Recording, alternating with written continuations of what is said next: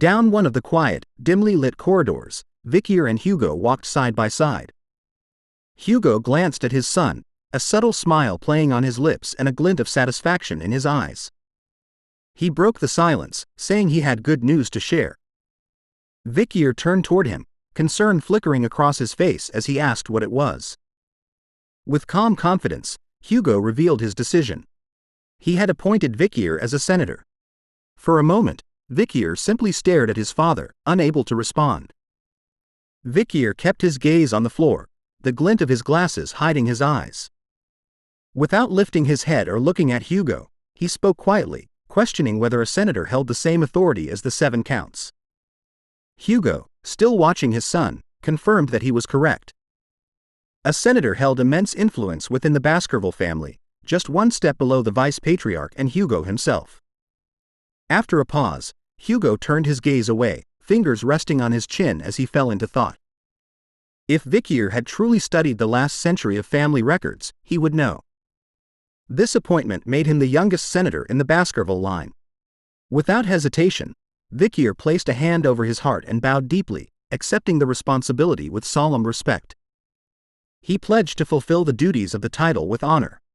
Hugo said nothing, but a quiet smile formed on his lips. Vikir's gaze fell to the floor again. He realized that as a senator, he would wield considerable power. But what stood out most was the freedom to appoint aides at his discretion. Images of Cindy, Wendy, Chihuahua, and Minnie Pin flashed through his mind, their faces vivid amidst the rising weight of his new role as senator of the council. Shifting the conversation, Vikir turned and commented that he'd heard people had been having a hard time lately because of Pomeranian's frequent tantrums. The lightness in Hugo's expression vanished almost instantly. His hand gave a faint tremble, and he looked away, a shadow darkening his face. He quietly admitted that once again he had been reminded that raising a child was a difficult, often painful process. But even so, the joy Pomeranian brought to everyone far outweighed the hardship. Vikir glanced at his father, eyebrows tightening in surprise. He hadn't expected such a vulnerable response.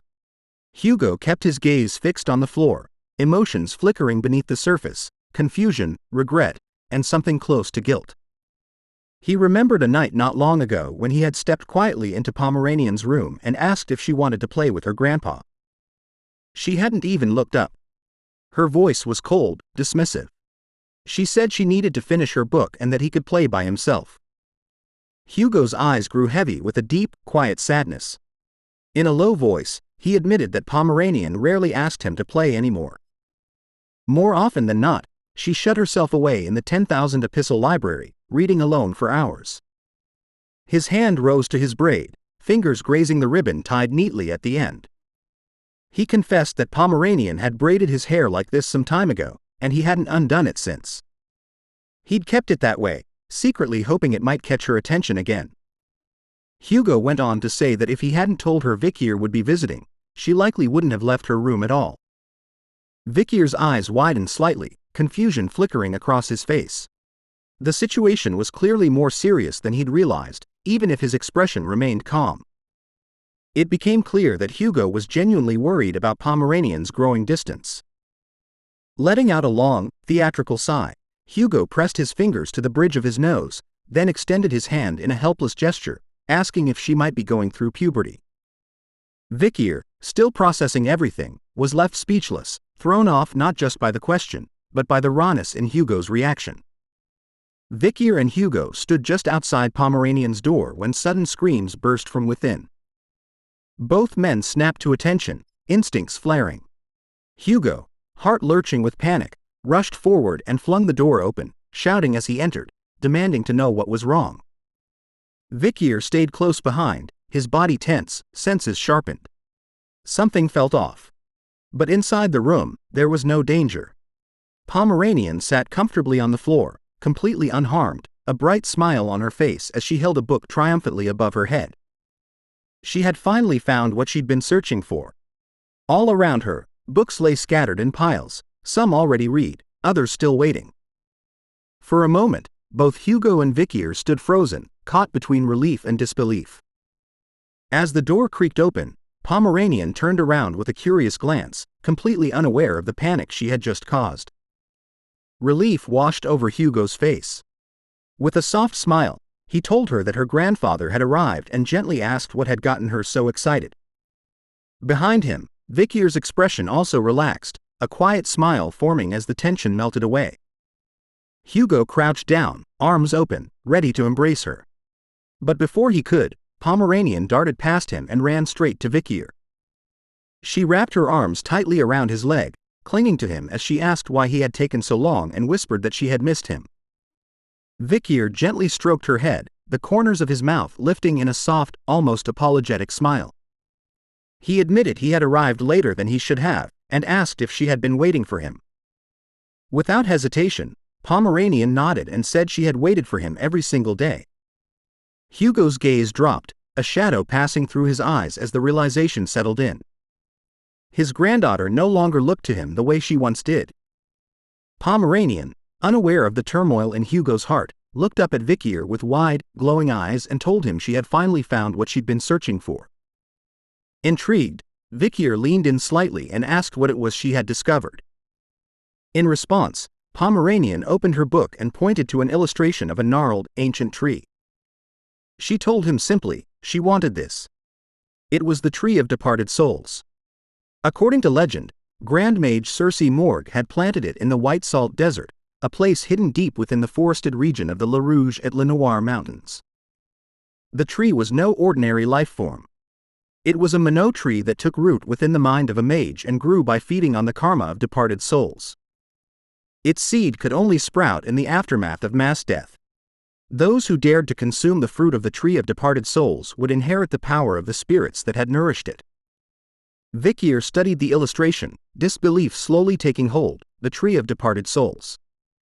He had only ever heard of it as a legend, a phantom of the mind realm that existed in old myths and forgotten tales.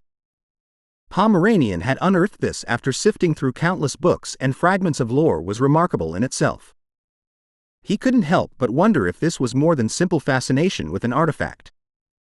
She had always shown a prodigious talent for black magic.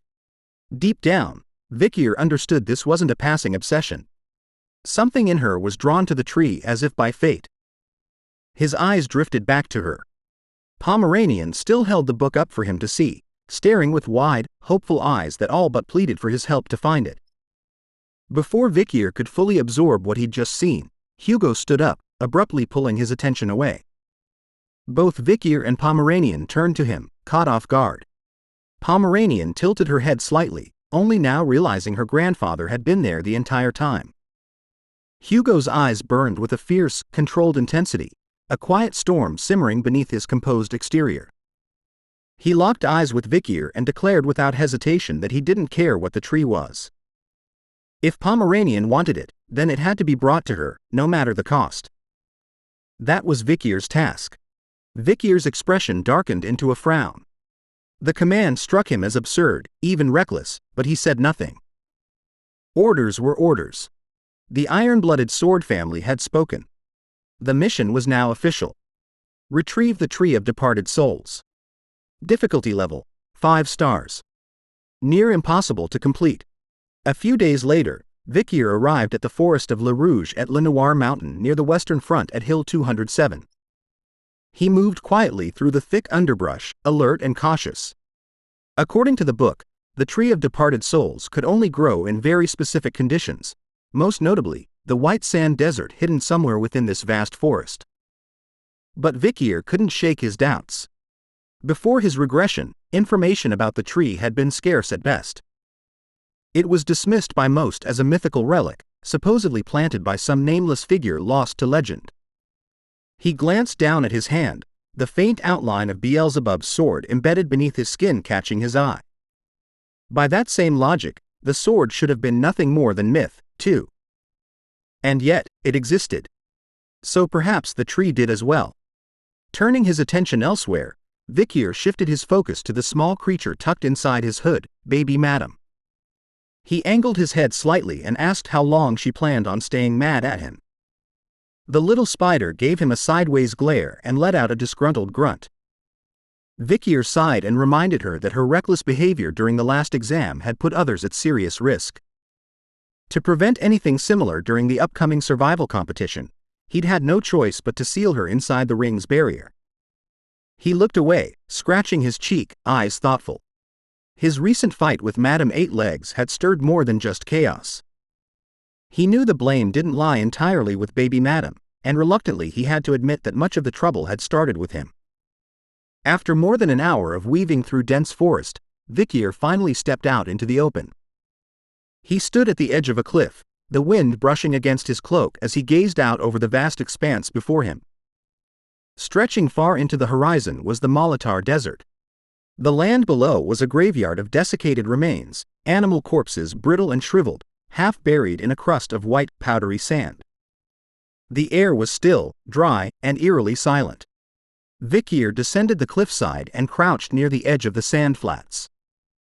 Reaching down, he touched the sand and immediately recoiled. His hand began to shrivel, blood retreating from his fingertips as the skin wrinkled and tightened. Eyes narrowing, he pulled back and studied his hand in alarm. The desert wasn't just dry. It was actively draining the moisture from his body. Staring out across the wasteland, Vikir recalled the ancient tale. The Molar Desert had been born from the dried-up tears of an evil god. The land itself was cursed, its soil leaching the life from anything it touched. The relentless drought and the soul-sapping earth had claimed countless lives, leaving behind nothing but sun-bleached mummies scattered across the sands. Vikir's gaze dropped once more to his withered hand, the skin slowly beginning to recover. Now it made sense why no one had ever returned with proof of the tree. Even though rumors of its existence persisted, normal humans and monsters wouldn't stand a chance here. The moment they stepped into this cursed desert, they'd wither and die, their bodies drained dry by the very earth beneath them. With a quiet breath, Vikir pulled up his hood and slipped on his goggles. His eyes gleamed with calm determination behind the tinted lenses. There was a difference between him and the others. With the blessing of the river Styx's coursing through his veins and the regenerative powers of the swamp marsh salamander, he wouldn't crumble like the rest. He was going to find that tree. 2 hours later, Vikir was still trudging through the relentless desert storm. With every step forward, the flesh on his leg shriveled and cracked. Yet, by the time he lifted his foot again, his regeneration had already begun to heal the damage. It was a brutal rhythm of destruction and recovery, one step at a time. The sandstorm around him thickened, the air turning into a churning wall of grit. Doubt crept into his mind. He had been reckless, trusting the vague mention in a book. If this went on much longer, even with his abilities, making it out of the desert alive would become unlikely. Then, a thunderous roar shattered the dead silence. Vikir spun around, then froze. A colossal sand tornado was tearing across the horizon, its spiraling column of fury charging straight toward him. He hadn't even sensed it until now. "Damn it," he muttered, pivoting and bolting in the opposite direction. But it was too fast, far faster than he expected. He ducked deeper into his cloak and whispered to the small spider nestled against his neck. His voice was low, steady. "Stay hidden. Don't come out unless I call you." The storm was almost upon them, and it was only the beginning. Trembling with fear, the small spider burrowed deeper into the folds of Vikir's cloak, seeking refuge in the warmth of his chest. Sensing her panic, Vikir knew if he didn't act now, there'd be nothing left of him but dust scattered across the wasteland. He drew his sword, the metal gleaming faintly beneath the storm-darkened sky. Mana surged into the blade as he steadied his breath, centering himself. Then, with a burst of focus, Vikir unleashed the seventh technique of the Baskervilles. The blade sliced through the air, sending a devastating arc of energy roaring toward the oncoming sandstorm. The clash was immediate, like thunder cracking through stone. The force of the technique collided with the tornado's core, shaking the ground beneath him. Vikir stood firm, though the savage wind clawed at his body, sharp grain slicing his face and arms. He gritted his teeth, refusing to yield. From the safety of his cloak, the little spider cautiously peeked out. Her many eyes shimmered with fear and something deeper. Sorrow. She didn't know if he would make it through this, but she knew he was fighting with everything he had. But the technique worked. The raging storm began to unravel, its force weakening, the spiraling sands thinning out until they finally scattered into stillness. Vikir exhaled. The lenses of his protective goggles cracked under the pressure and dropped uselessly to the ground. He stood there, chest heaving, the taste of grit on his tongue and frustration simmering in his gut. So this was the kind of trial he had to face just to reach the tree of departed souls. He cursed silently.